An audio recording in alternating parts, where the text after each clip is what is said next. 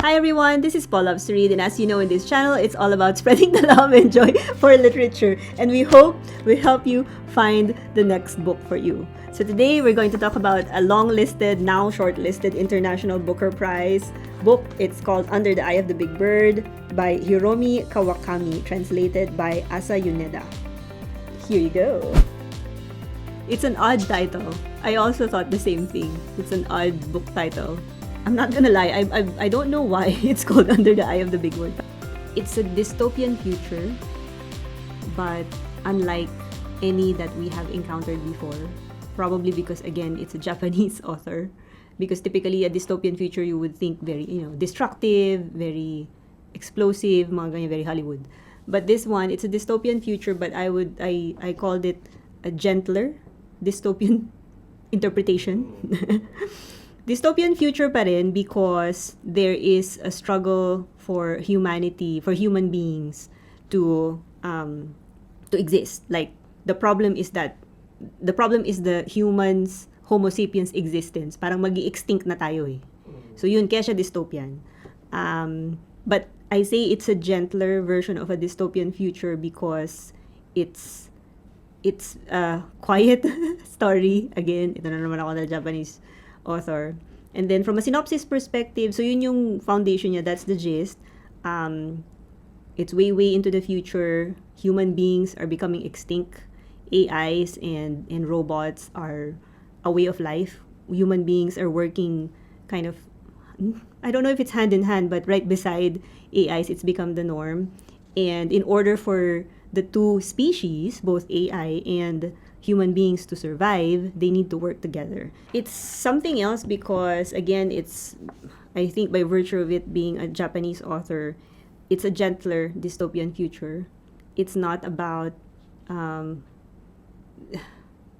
it's less about alien invasion or alien entities. It's really about the existential crisis of, are we going to survive? And for me, it feels more grounded into reality because I do not envision, I don't, paano ba? Parang, if you think about the movies, the Hollywood movies have always painted dystopian future as something messy, something cluttered, something violent, something ganyan. This one, to me, feels more rooted into current society behavior of people because we don't become violent overnight. Parang, it's a more realistic, I don't know if I could even use the word realistic because this is not realistic, this is fiction and this is sci-fi. Pero yun yung, for me, that's what makes it different na it's unlike any dystopian stories we've encountered before. It's not, siguro yun. There is little to no violence. To me, in all of the dystopian novels I have read in the past, each one of those would have an element of violence. Either violence against nature, violence is against man to man. But this one, it's just, there is conflict. There is conflict. There is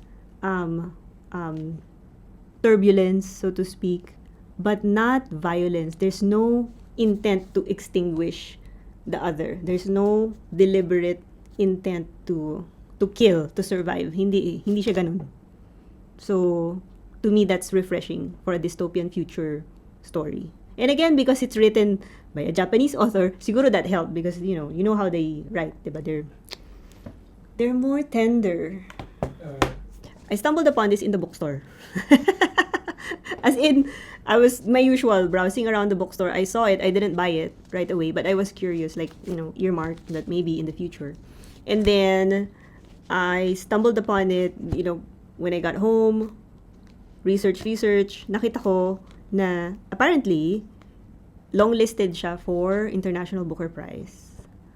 So, yun. So, I got it. So, parang that solidified my reason for buying it, that okay, let's get it. I have to read it.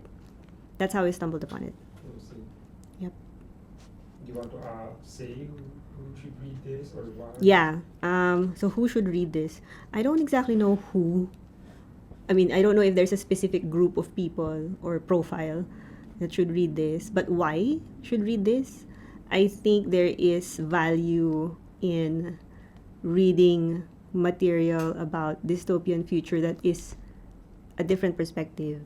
That is again a non-violent version of a future, right?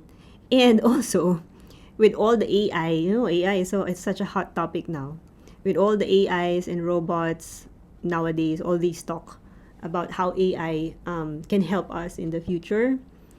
I think it's pretty much timely as a topic, right? I mean, granted, the one in the book is far more advanced than the AI that we know now. This is not the Chat GPT AI. No, not that.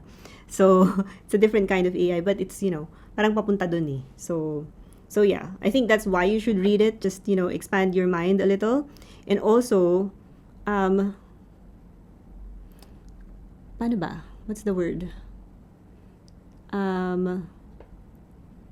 Just kind of expose yourself to a different perspective, perhaps, because yun yung that's what I appreciated in this book. The timeline spans centuries, I think, or decades. The timeline is long, so it's really playing the long game. It's not about instant results, instant no. It's really playing the long game. If you know of the show in Apple TV Foundation, that timeline is 100, 200 years. If you know Dune, the timeline is again 100, 200, 300 years. So it's really the long game. How one action here, how one decision at this point in time of your life could have impact later on down the road. And it's also kind of like ano ba? Zooming out into a plan na you see it as a whole, parang ganun, the big picture, parang ganun. So medyo it's a different perspective. Yeah. So that's why you want them to. That's why I think there's value in reading it, and I'm not surprised that it's in the International Booker Prize long list, which actually now at the point of recording this, it is in the International Booker Prize short list. Hindi pa nila ina-announce kung sino yung panalo eh. Pero it made it to the short list. I'm not surprised. In conclusion, I actually rated this book, I think, a 4 out of 5. It is not your typical plotline, which I think is becoming more common now. It doesn't follow a typical, narrative. It really skips the timeline, and to borrow the words from, I think it was from New York Times review, it's a soupy timeline, because it's just one whole thing, and then the author will just pick vignettes of things within that world, but somehow the reader connects everything, right? And to me, that's one of the allure of this book. That's why I feel like that's the thing that kind of hooks you, that you think you understand, but then something bewilders you, and then something gives you curiosity, and then it's different. It's that different perspectives. But also, I loved it because of the AI AI angle. Admittedly, it is one of the things that I'm very curious about personally, like how AI in the real world can affect us, and whether for good or bad, can affect us as a humanity, as a society. That's a personal curiosity of mine, and this book kind of offers that in a different perspective, because everything you hear about AI and robots and how it will affect humans is that they will kill humans. Diba? Yun yung lagi nating naririnig. That's what we always hear. That, we cannot give too much control to AIs because eventually they will dominate the world. They will blah, blah, blah, blah, blah. They probably will, or they probably could, right? Because they are these really smart computing power, whatever. But this book offers a different perspective. It's really AI and human beings helping out each other for the survival of the both. So I thought, to me, that's a different perspective. And it's a bonus that it's written by a Japanese author. Just gives that peaceful, more peaceful, diba, approach. Makes me actually think about the other book I read, which is Nexus by Yuval Harari, nonfiction.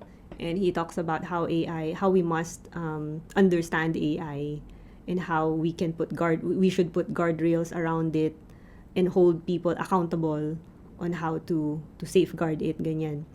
And I related to this book because again it's about AI and what could be, you know, what could become of AI in the future with humans, with or without humans.